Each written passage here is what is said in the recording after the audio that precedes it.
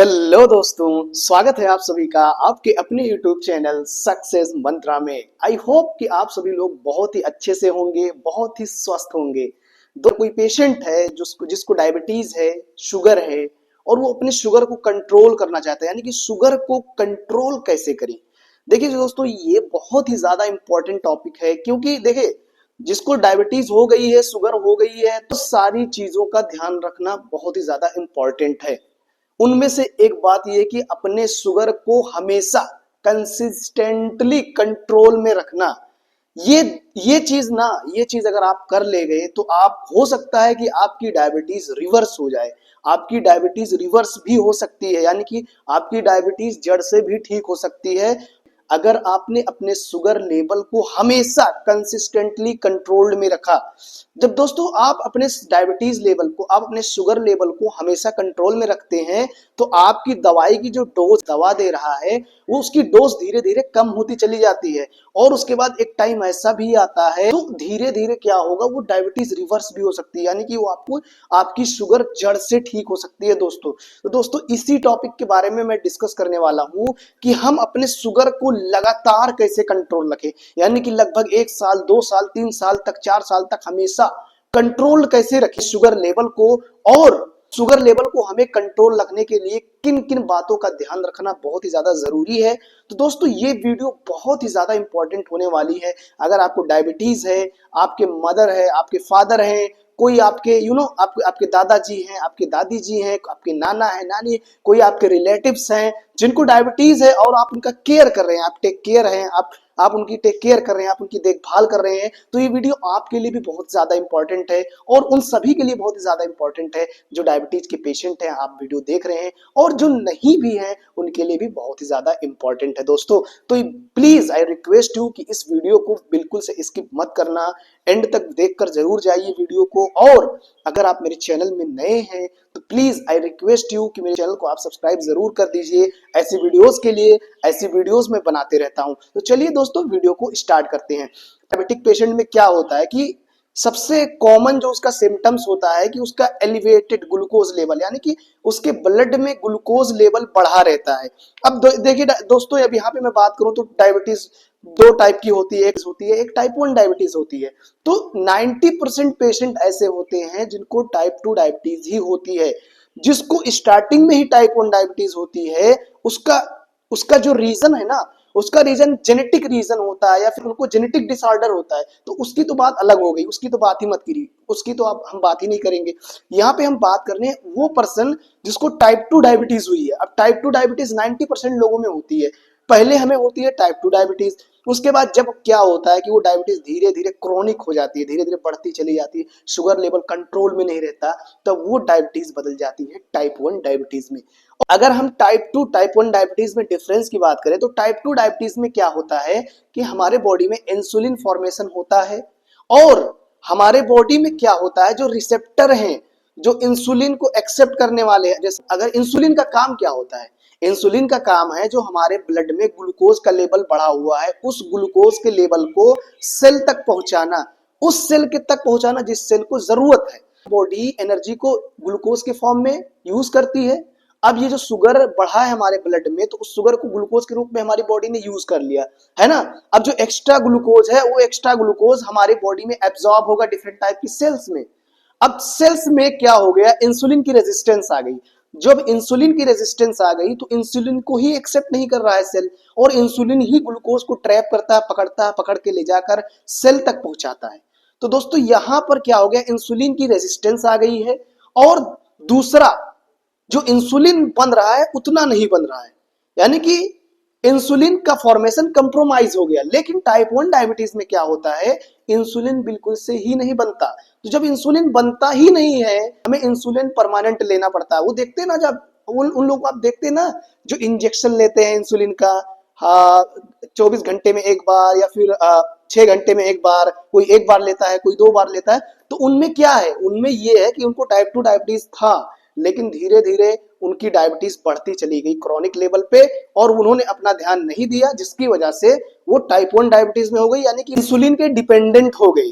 उसको बोलते हैं इंसुलिन डिपेंडेंट डायबिटीज मेलाइटस। और जो इंसुलिन के डिपेंडेंट नहीं है उसको बोलते हैं इंसुलिन डायबिटीज मेलाइटस। और जो नॉन इंसुलिन डायबिटीज मेलाइटस है वो ही है टाइप 2 डायबिटीज मेलाइटस। और जो इंसुलिन डिपेंडेंट है वो टाइप 1 डायबिटीज मेलाइटस। अब इतनी चीजें आप समझ गए होंगे। आपको कंट्रोल करना तो सबसे पहले आपको अपने खाने में ही चेंज करना है, आपको खान पान ही चेंज करना। देखिए हमें एनर्जी कहाँ से मिलती है? खाने से मिलती है, और खाने पर ही हम डिपेंड है, और खाने से ही तो हमारा ग्लूकोज लेवल बढ़ता है। तो हम क्या खाते हैं क्या नहीं खाते हैं ये बहुत ही ज्यादा इंपॉर्टेंट है हमारे शुगर के कंट्रोल करने के लिए। क्योंकि जब हम कोई ऐसी डाइट ले रहे हैं जिसमें ग्लूकोज की मात्रा ज्यादा है, तो अब ग्लूकोज की मात्रा ज्यादा है तो जाहिर सी बात है भाई ब्लड में ग्लूकोज की मात्रा बढ़ेगी। तो हमें सबसे पहले अपनी डाइट को चेंज करना है। अब हमें कौन सी डाइट लेनी है? हमें ऐसी डाइट लेनी है जिसका ग्लाइसेमिक इंडेक्स बहुत ही कम हो। अब ग्लाइसेमिक इंडेक्स भाई क्या है? ग्लाइसेमिक इंडेक्स जो होता है ये होता है कि हमारे बॉडी में शुगर का एब्जॉर्प्शन कैसे हो रहा है। यानी अगर जिस फूड का ग्लाइसेमिक इंडेक्स कम है उस फूड के ग्लूकोज धीरे धीरे टूटेंगे, और वो ग्लूकोज धीरे धीरे टूटेंगे तो वो हमारे ब्लड में धीरे धीरे पहुंचेंगे। तो धीरे धीरे पहुंचेंगे तो हमारे ब्लड में शुगर का लेवल धीरे धीरे बढ़ेगा। लेकिन वहीं अगर जिसका ग्लाइसेमिक इंडेक्स बहुत ज्यादा है या फिर ज्यादा है तो क्या होगा? हमारे ब्लड में ग्लूकोज का लेवल बहुत तेजी से बढ़ेगा। तो दोस्तों लो ग्लाइसेमिक इंडेक्स फूड हमें लेना है जिसका ग्लाइसेमिक इंडेक्स लो है। फूड है, फ्रूट है या फूड है जिसका ग्लाइसेमिक इंडेक्स 50 से नीचे है तो वो लो ग्लाइसेमिक इंडेक्स में आता है। और जिसका 50 टू 55 लगभग 60 है तो वो मॉडरेट में आ जाता है। और 60 से एबव है तो उसको तो आपको बिल्कुल से ही नहीं खाना है। फूड का भी ग्लाइसेमिक इंडेक्स 60 से ऊपर है उस फूड को आपको बिल्कुल से कभी नहीं खाना है। तो आप क्या करिए, आप गूगल पर जाइए, सर्च करिए low glycaemic index food, high glycaemic index food, आप चार्ट बनाइए और उस चार्ट के अकॉर्डिंग आप अपनी डाइट को मेंटेन करिए। हम जो नॉर्मल फूड खाते हैं खाना जैसे दाल चावल रोटी सब्जी, तो इसमें से आप चावल बिल्कुल से मत खाइए क्योंकि इसका ग्लाइसेमिक इंडेक्स बहुत ज्यादा होता है। आलू बिल्कुल से मत खाइए, इसका ग्लाइसेमिक इंडेक्स बहुत ज्यादा होता है। क्योंकि आलू और चावल जो है ना ये बहुत ही कॉमन फूड है, ये हर कोई खाता ही खाता है। तो आप आलू मत खाइए और चावल मत खाइए। आप रोटी खा सकते हैं लेकिन आप रोटी को इस तरह से खाएं। आप रोटी को किस तरह से आपको खाना है?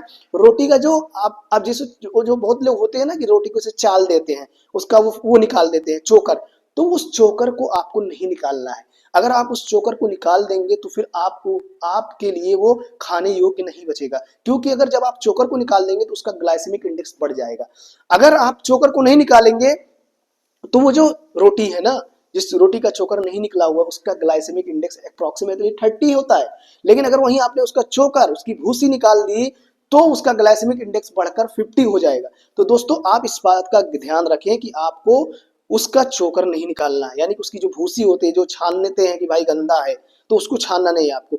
और अब ये चीज होगी। बाकी अब आप क्या करना है, आपको क्या करना, बाकी आप जो है जाकर नेट पर खुद सर्च कर सकते हैं कि लो ग्लाइसेमिक इंडेक्स फूड कौन से हैं।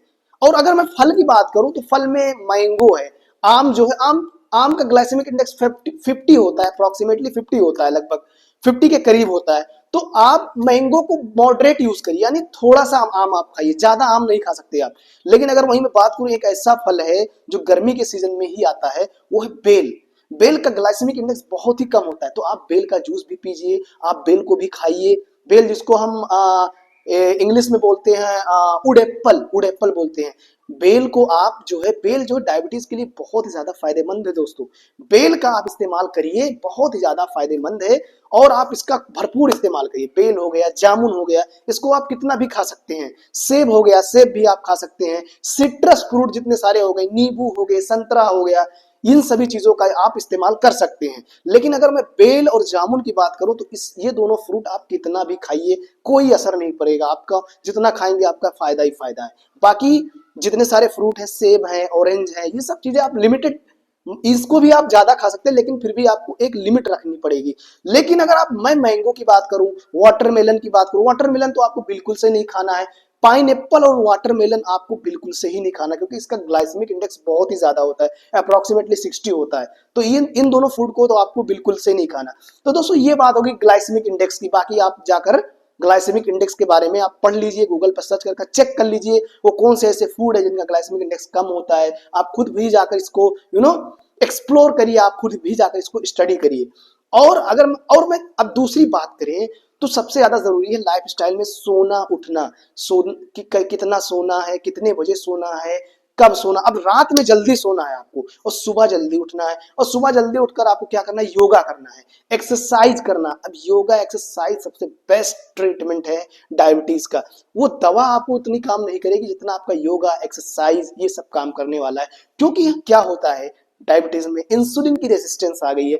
अब इंसुलिन की रेजिस्टेंस आ गई है तो हम क्या करेंगे, अपने सेल को एक्टिवेट कर रहे हैं कि कैसे, योगा के थ्रू, एक्सरसाइज के थ्रू। तो क्या कर रही है हमारी बॉडी की जो इंसुलिन सेंसिटिविटी है, इंसुलिन सेंसिटिविटी बढ़ेगी। और जब इंसुलिन सेंसिटिविटी बढ़ेगी तो जो रेजिस्टेंस हो गए हैं सेल, वो रेजिस्टेंस धीरे धीरे कम होता चला जाएगा। तो दोस्तों एक्सरसाइज बहुत ही बड़ा फैक्टर है शुगर को कंट्रोल रखने में, डायबिटीज को कंट्रोल रखने में। अगर आपको डायबिटीज को कंट्रोल करना, आपको अपनी डायबिटीज को रिवर्स करना है तो सबसे ज्यादा इंपॉर्टेंट है एक्सरसाइज। रात में जल्दी सोना, सुबह जल्दी उठना, सुबह में उठकर एक्सरसाइज करना, उसके बाद इवनिंग में थोड़ा वॉकिंग करना।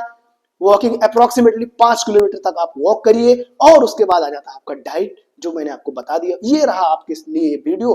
इतनी चीजें आप फॉलो करिए, आपको डायबिटीज तो कंट्रोल में रहेगी, लेकिन